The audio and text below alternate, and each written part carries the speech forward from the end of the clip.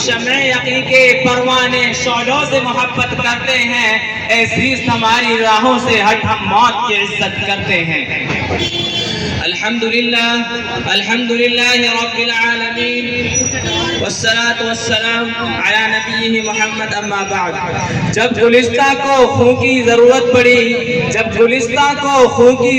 پڑی سب سے پہلے ہی گردن ہماری کٹی۔ اب کہتے ہیں ہم سے یہ اہل چمن، یہ چمن ہے ہمارا تمہارا نہیں۔ برادران اسلام، آج میں آپ حضرات کے سامنے ہندوستان کے مسلمانوں پر اور ہندوؤں پر ہونے والے ظلم و زیادتی، ہونے والے سیاسی ظلم و ستم اور دین اسلام کو جڑ سے ختم کرنے کی نہایت گھناؤنی ناپاک سازشیں اور کوشش کے موضوع پر کچھ عرض کرنا چاہتا ہوں، اس امید کے ساتھ کہ میری باتوں کو بغور سنا جائے۔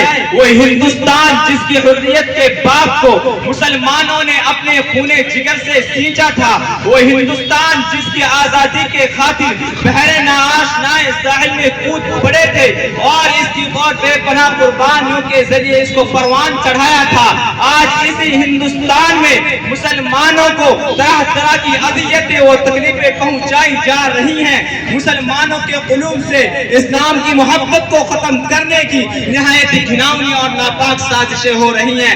اس میں شک و شبہ نہیں ہے کہ دنیا میں حق و باطل کا تصادم روز اجل سے جاری ہے۔ ظالم و جابر، طاقتور و کمزور، مظلوم کی کہانیاں بہت قدیم ہے۔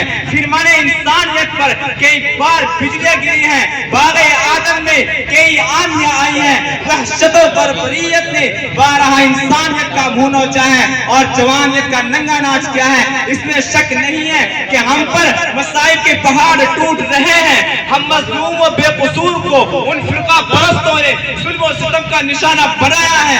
ہماری ماں و بہنوں کی عزت و آبرو لوٹی جا رہی ہے۔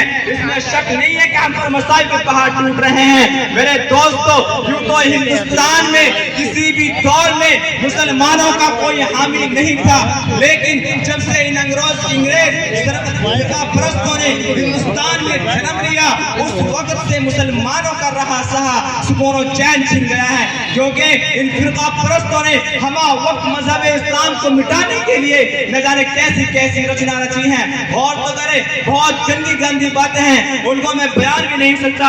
آج یہ فرقہ پرست ہندوستان سے مدارس و مکاتب کو ختم کرنے کی کوشش کر رہے ہیں۔ ہندوستان کے مدارس و مکاتب کو دہشت گردی کا اڈا قرار دیا جا رہا ہے اور یہ الزام لگایا جا رہا ہے کہ جتنے بھی فسادات ہو رہے ہیں ان سب کے پیشوا لیڈر اور عالم ہیں، یہ ملا ہیں، اس سے پہلے ان کو ختم کیا جائے۔ اور اس کی آسان صورت یہ نکالی گئی کہ اب مسلمان کسی بھی مدارس اور مکاتب اور مساجد کو نہیں بنا سکتا، لیکن شاید ان کو معلوم نہیں کہ جب تک مسلمانوں کی سانسیں چلتی رہیں گی اس وقت تک دین اسلام پر مدارس و مکاتب پر کسی طرح کی آنچ نہ آنے دیں گے۔ ایک شاعر نے کہا، کیا خوب کہا کہ ہم تمہاری دھمکیوں سے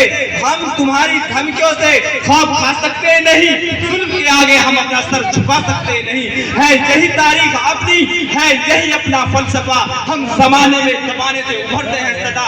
عزیزان گرامی، اگر وطن ہماری جان مانگے تو جان دیں گے، اگر وطن ہمارا مال مانگے تو مال دیں گے، اگر وطن ہماری اولاد مانگے تو اولاد دیں گے، اگر وطن ہمارا تن من دھن مانگے تو سب کچھ دیں گے، لیکن یہ نہیں ہو سکتا کہ مسلمان نبی کریم صلی اللہ علیہ وسلم کی چاہ و جلال دے، یہ نہیں ہو سکتا کہ مسلمان آخرت کو چھوڑ کر دنیا کو ترجیح دے۔ آپ حضرات کو تاریخ یاد ہوگی کہ انگریزوں کی ظلم و زیادتی جو حد سے آگے بڑھی اور انہوں نے اسلامی اقتدار کو مسمار کر کے اس پر تسلیم عقیدے کی بنیاد رکھنا چاہا تو سب سے پہلے حضرت شاہ عبدالعزیز علیہ الرحمہ میدان جہاد میں کود پڑے اور افضل الجہاد کلمۃ حق عند سلطان جائر کے جذبہ پیکرہ سے سرشار ہو کر ہندوستان کے دارالحرب ہونے کا فتویٰ دیا اور اس بات کا تہیہ کر لیا تھا کہ غلامی کی زنجیروں کے ٹکڑے ٹکڑے کر کے ہی دم لیں گے، جس کے نتیجے میں مسلمانوں کو کن کن مراحل و دشوار گھاٹیوں اور وادیوں سے گزرنا پڑا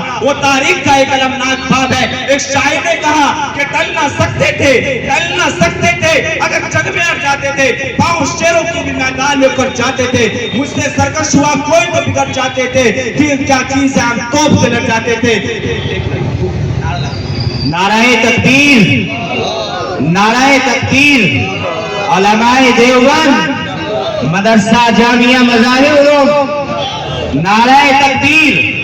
آواز نہیں آئی بھائی، آواز نہیں آئی، شاید ناشتہ نہیں کیا ہے۔ نعرہ تکبیر، علماء دیوبند، حمزہ مسعود، جامعہ مظاہر علوم، علماء دیوبند، نعرہ تکبیر، نعرہ تکبیر۔